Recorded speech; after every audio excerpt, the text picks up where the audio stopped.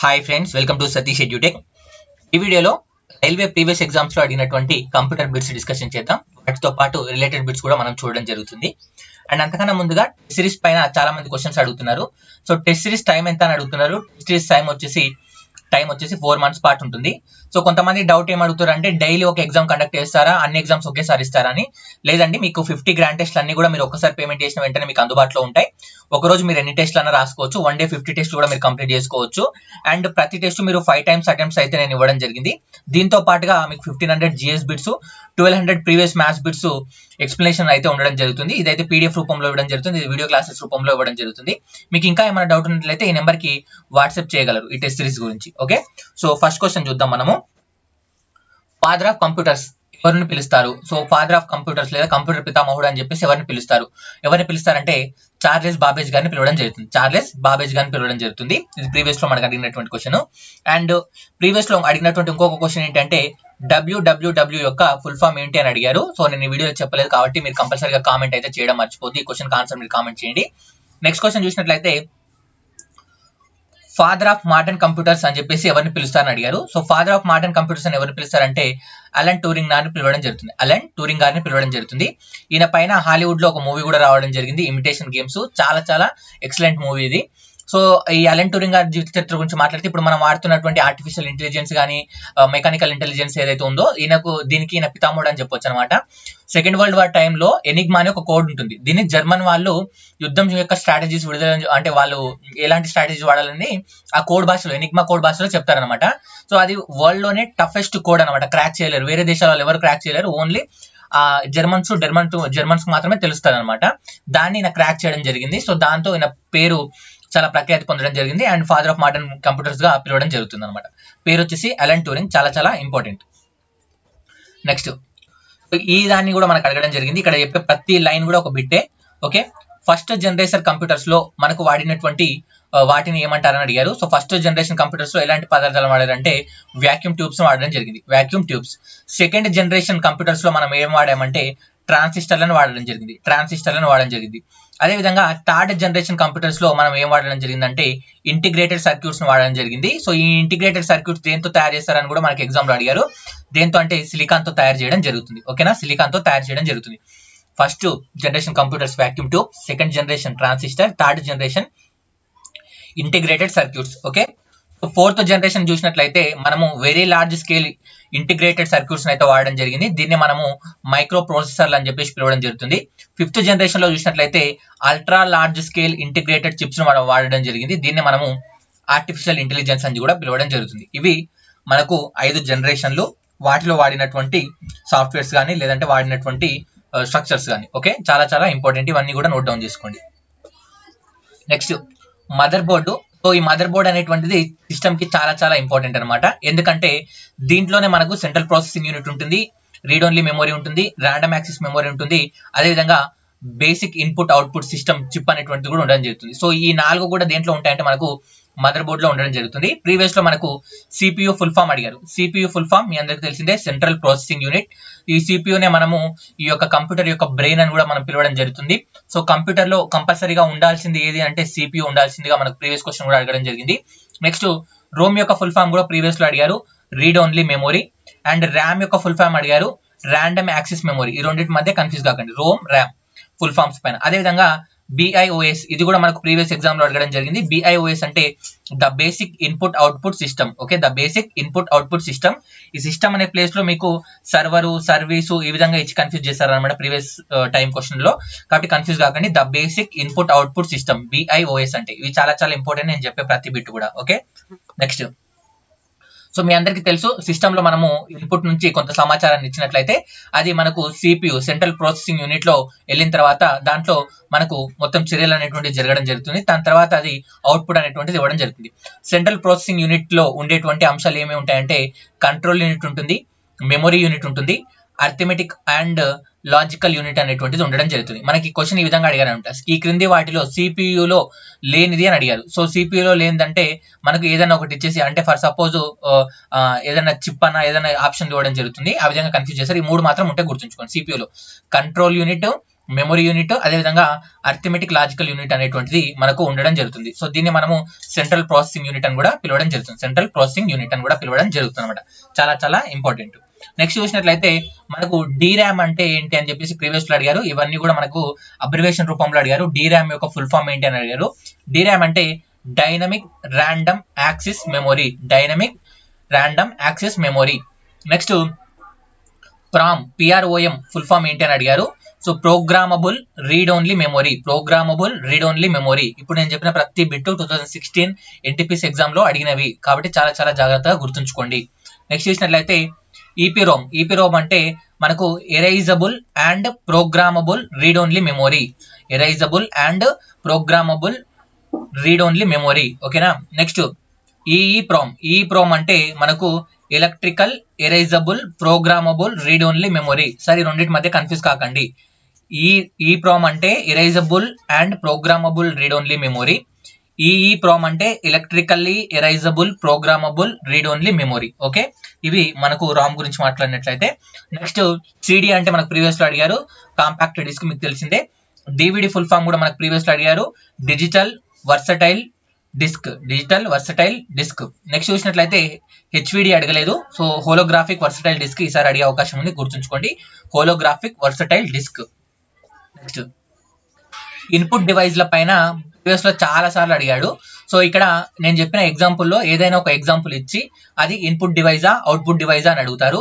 Exam లో అడిగినటువంటి bits previous లో చూసినట్లయితే జాయిస్టిక్ అనేటువంటిది ఇన్పుట్ డివైజా అవుట్పుట్ డివైజా, అసలు కంప్యూటర్ తో సంబంధం లేదా, ఏది కాదని చెప్పేసి ఆప్షన్లు అయితే ఇవ్వడం జరిగింది. జాయిస్టిక్ అనేటువంటిది ఒక ఇన్పుట్ డివైస్. మీరు జాయిస్టిక్ ఇక్కడ చూడొచ్చు, ఇది స్పోర్ట్స్ మన గేమ్స్ ఆడడానికి ఉపయోగించడం జరుగుతుంది. అండ్ కీబోర్డ్ అనేటువంటిది కూడా ఒక ఇన్పుట్ పరికరం. మౌస్ అనేటువంటిది కూడా ఒక ఇన్పుట్ పరికరం. అదేవిధంగా ట్రాక్ బాల్, ఇది కూడా ప్రీవియస్ లో అడిగారు. ట్రాక్ బాల్ అనేటువంటిది ఇన్పుట్ అవుట్పుట్ పరికరం అని అడిగారు. ట్రాక్ బాల్ అంటే ఇక్కడ చూసారు కదా, ఈ విధంగా ఉంటుంది అనమాట. ఇక్కడ ఉండేటువంటి బాల్ తో మనము దాన్ని ఆ స్క్రీన్స్ ని చేంజ్ చేయడానికి అవకాశం అయితే ఉండడం జరుగుతుంది అనమాట. సేమ్ ఇది మౌస్ కు ఇంకొక రూపం అనమాట. ఓకేనా. సో కాకపోతే ఇది మన మౌస్ లలో చిన్నగా ఉండడం జరుగుతుంది, రౌండ్ అనేటువంటిది. ఈ ట్రాక్ బాల్ లో ఎక్కువగా ఉండడం జరుగుతుంది, ఎందుకంటే అది జూమ్ చేయడానికి కానీ లేదంటే ఏదైనా ఇన్ఫర్మేషన్ ఫాస్ట్ గా స్లైడ్ చేయడానికి కానీ ఇది ఉపయోగపడడం జరుగుతుంది అనమాట. ట్రాక్ బాల్ ఇది కూడా ఇన్పుట్ డివైస్. నెక్స్ట్ స్కానర్ కూడా మనకు input device. Next bar code reader కూడా మనకు ఒక ఇన్పుట్ డివైస్. నెక్స్ట్ చూసినట్లయితే మనకు MCIR చాలా చాలా ఇంపార్టెంట్. ఇది ప్రీవియస్ లో మనకు అడిగారు అనమాట. మ్యాగ్నెటిక్ ఇంక్ క్యారెక్టర్ రికగ్నిషన్. సో ఇది ఎందుకంటే ఇక్కడ మనం ఫర్ సపోజ్ దీంట్లో ఏం చేస్తారంటే, ఫర్ సపోజ్ ఏదైనా చెక్ ఇచ్చాం అనుకోండి, ఆ చెక్ ని ఇది దీంట్లో ఉన్నటువంటి టెక్స్ట్ మొత్తాన్ని కూడా అది స్కాన్ చేసి మన కంప్యూటర్ లో అందజేయడం జరుగుతుంది అనమాట. ఇది మ్యాగ్నెటిక్ ఇంక్ క్యారెక్టర్ రికగ్నిషన్. దీని ఫుల్ ఫామ్ అడగడం జరిగింది. నెక్స్ట్ OCR ఫుల్ ఫామ్ కూడా అడిగారు. OCR అంటే ఆప్టికల్ క్యారెక్టర్ రికగ్నిషన్. సో ఇక్కడ మీరు చూడొచ్చు, ఇది ఒక పెన్ లాంటి నిర్మాణం అనమాట. ఈ పెన్ లాంటి నిర్మాణంకి ముందు లైట్, అదేవిధంగా స్కానర్ లాంటి ఒక పదార్థం ఉంటుంది.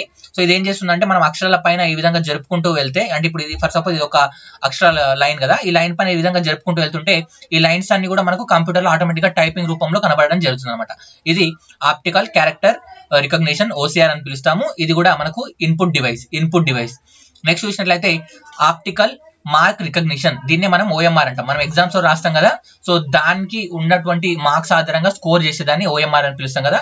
దీన్ని మనం ఫుల్ ఫామ్ ఏంటంటే ఆప్టికల్ మార్క్ రికగ్నిషన్ అని చెప్పేసి పిలవడం జరుగుతుంది. ఆ పరికరం మనకు ఈ విధంగా ఉండడం జరుగుతుంది. చాలా చాలా చాలా ఇంపార్టెంట్. ఇది మనకు ప్రీవియస్ లో అడిగారు.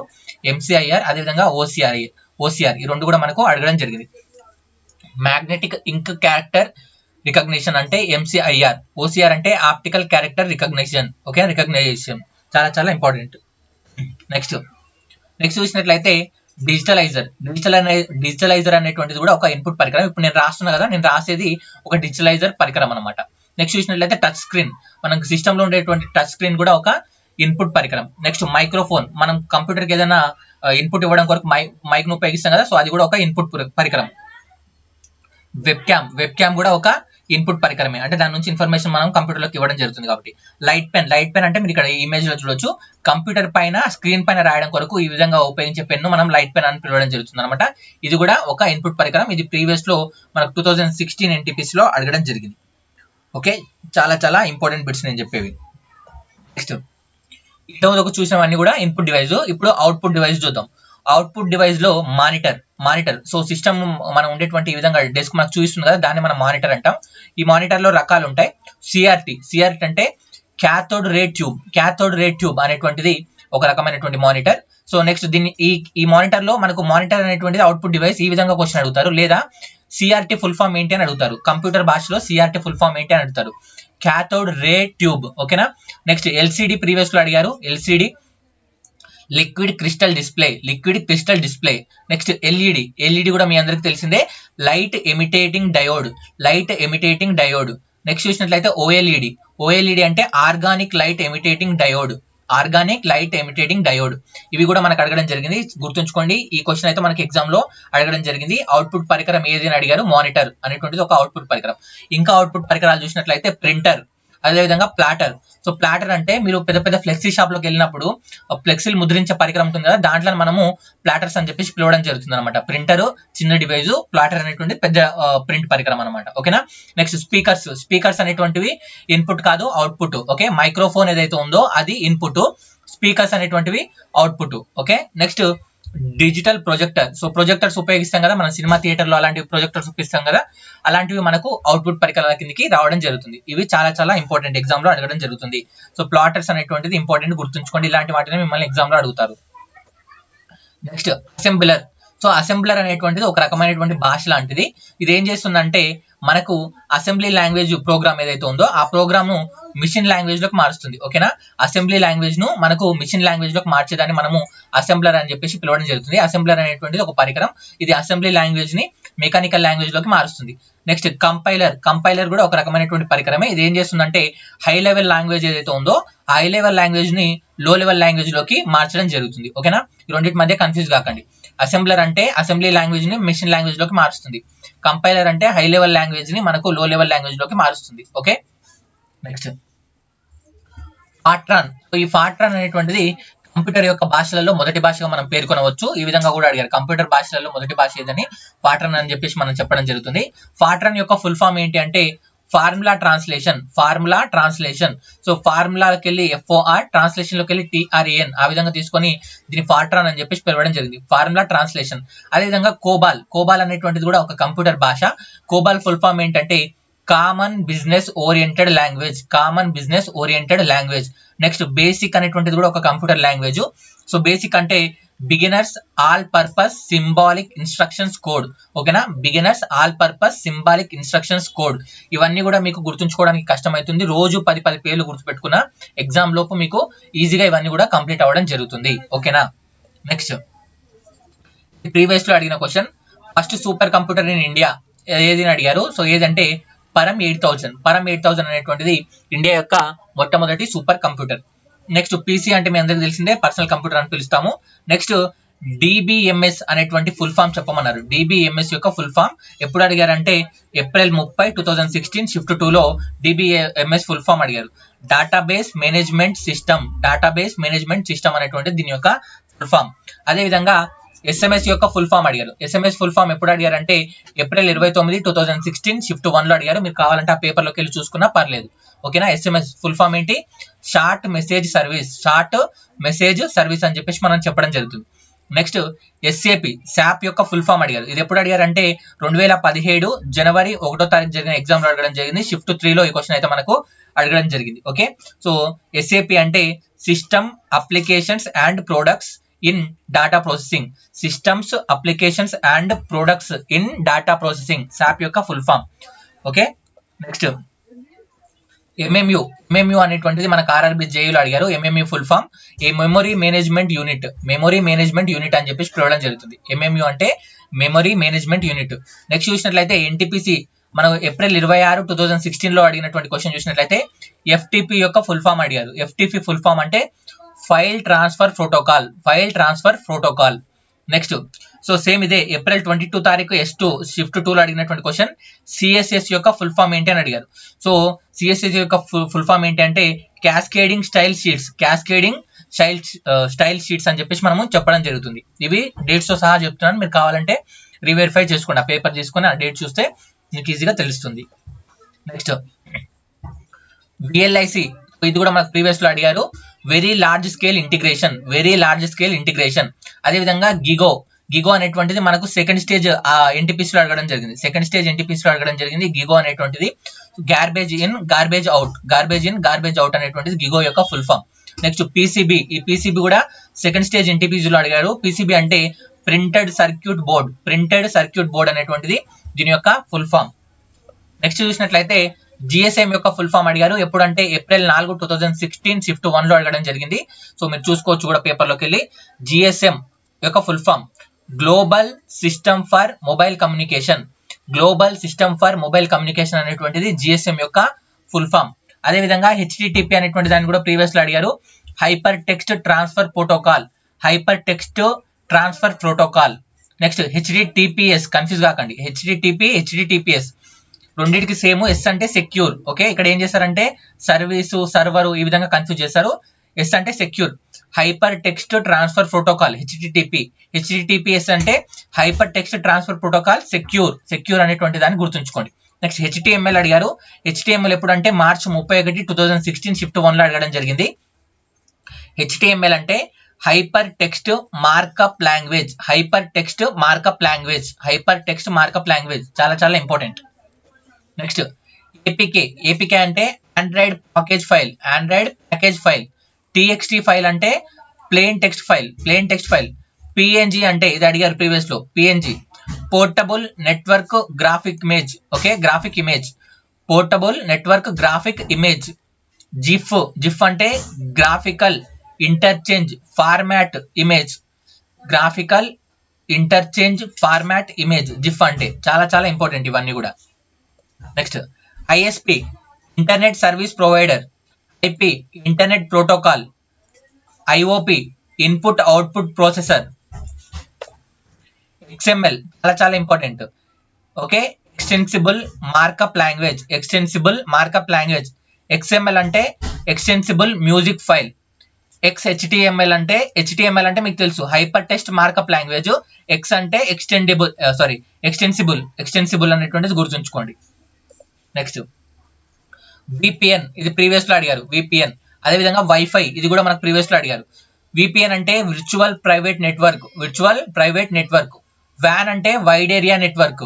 వ్యాప్ అంటే వైర్లెస్ అప్లికేషన్ ప్రోటోకాల్. వైఫై అంటే వైర్లెస్ ఫిడిలిటీ. ఇది ప్రీవియస్ లో అడిగారు. నెక్స్ట్ టిఐపిఎస్ అంటే ట్రిలియన్ ఇన్స్ట్రక్షన్స్ పర్ సెకండ్. అదేవిధంగా ఎంఐపిఎస్ అంటే million instructions per second. Next BIPS అని ఉంటుంది. Okay, BIPS billion instructions per second, ఇది కూడా ఉండడం జరుగుతుంది. సో మనకి ఎగ్జామ్ లో అడిగింది అయితే ఎంఐపిఎస్ అడిగారు. MIPS million instructions per second అనేటువంటిది అడిగారు. నెక్స్ట్ టిఐపిఎస్ కూడా అడగొచ్చు, trillion instructions per second. Next LAN అంటే లోకల్ ఏరియా నెట్వర్క్. మనకి ఎగ్జామ్ లో మ్యాన్ అడిగారు. మ్యాన్ అంటే మెట్రోపాలిటన్ ఏరియా నెట్వర్క్. పాన్ అంటే personal area network. Okay, next OOP అంటే ఆబ్జెక్ట్ ఓరియంటెడ్ ప్రోగ్రామింగ్. ఓసిఆర్ అంటే ఆప్టికల్ క్యారెక్టర్ రికగ్నిషన్, ఇంత ముందుకే చెప్పాను. పీడిఎఫ్ ఫుల్ ఫామ్ అడిగారు. డేట్ కూడా ఇచ్చాను, చూసుకోండి. డేట్ ప్రకారం మీరు కావాలంటే పేపరు. పీడి అంటే పర్సనల్ డిజిటల్ అసిస్టెంట్. పీడిఎఫ్ అంటే 2 times అడిగారు. ఓకే, మనకు April 12, April 5 ఇది షిఫ్ట్ 2, ఇది షిఫ్ట్ 3 లో అడిగారు. పీడిఎఫ్ అంటే పోర్టబుల్ డాక్యుమెంట్ ఫార్మాట్. పిహెచ్పి అంటే హైపర్ టెక్స్ట్ ప్రీ ప్రాసెసర్ అనేటువంటిది PHP full form. Next GPRS. So ఇది ఎప్పుడు అడిగారు అంటే మనకు ప్రీవియస్ ఎగ్జామ్ లో అడిగారు. జేఈలో అడిగారు దీన్ని. జనరల్ ప్యాకెట్ రేడియో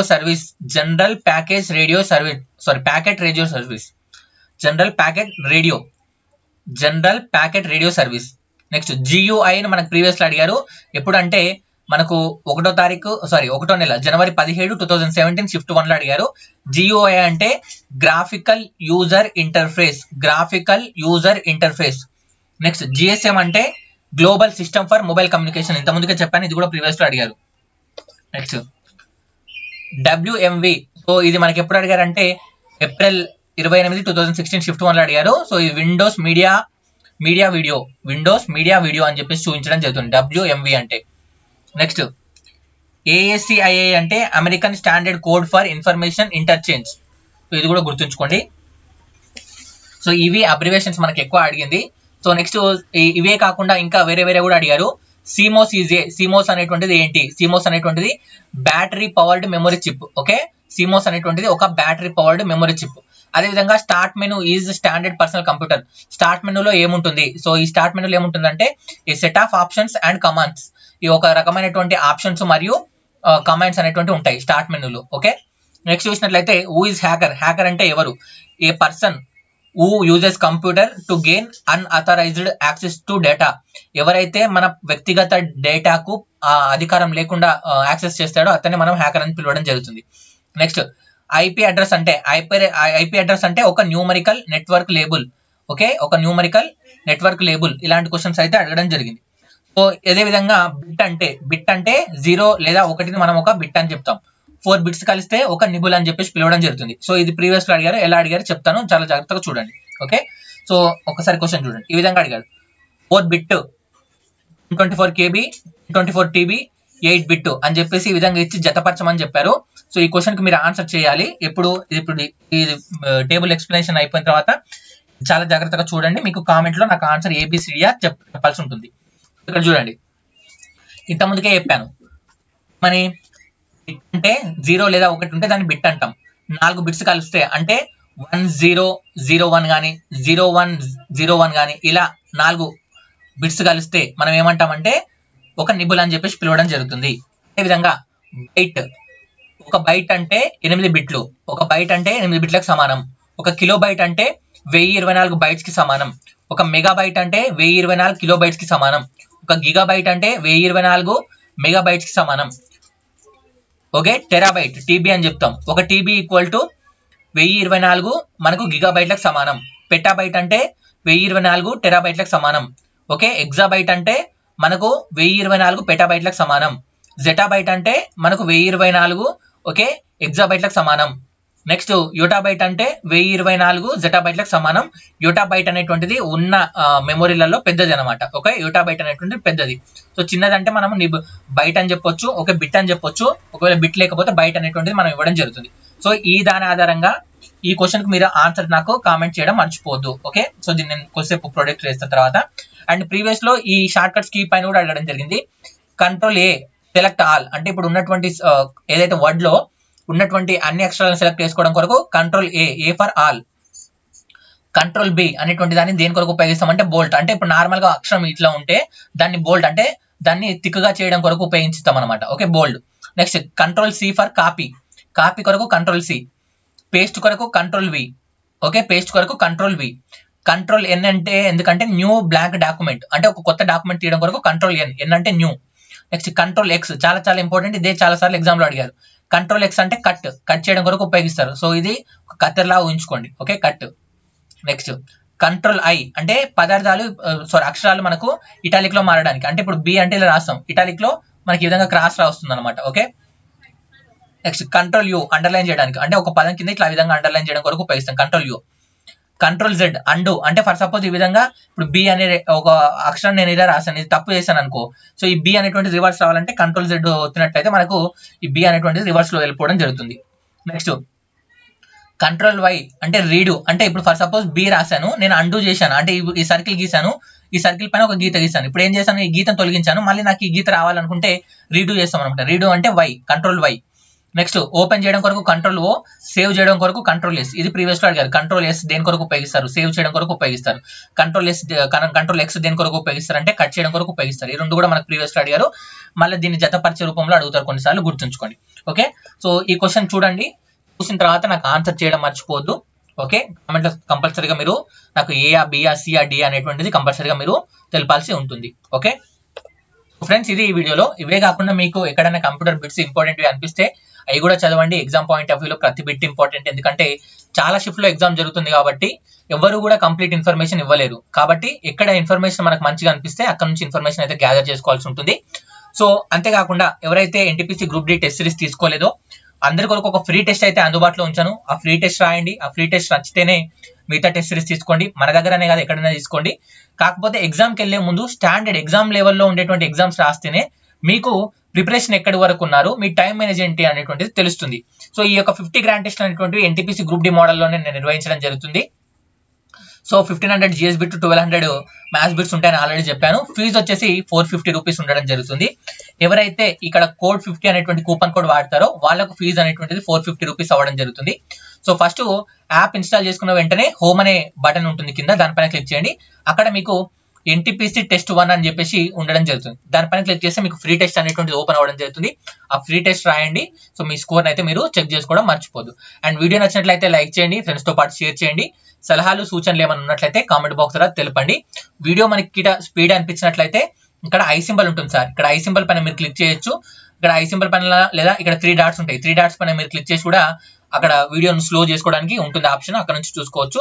అండ్ నేను ఆల్రెడీ ప్రీవియస్ లో అడిగినటువంటి ఎన్టీపీసీ గ్రూప్ డి పైన అడిగిన బిట్స్ పైన 2000 బిట్స్ నేను వీడియోస్ రూపంలో ఇవ్వడం జరిగింది. అవన్నీ కూడా మీరు తప్పనిసరిగా చూడండి, ఎందుకంటే దాంట్లో జస్ట్ బిట్ మాత్రమే కాకుండా ఆ బిట్ తో పాటు రిలేటెడ్ బిట్స్ కూడా చెప్పాను. అంటే ఆ బిట్ అడిగాడు, ఆ బిట్ తో పాటు ఇంకేం బిట్ అడిగాడు కూడా చెప్పాను. కాబట్టి అవన్నీ మీకు ఉపయోగపడతాయి. దాని ప్లేలిస్ట్ లింక్ కూడా డిస్క్రిప్షన్ లో ఇస్తాను, తప్పనిసరిగా చూడండి, మీకు యూజ్ అవుతాయి. Thank you, have a nice day, bye.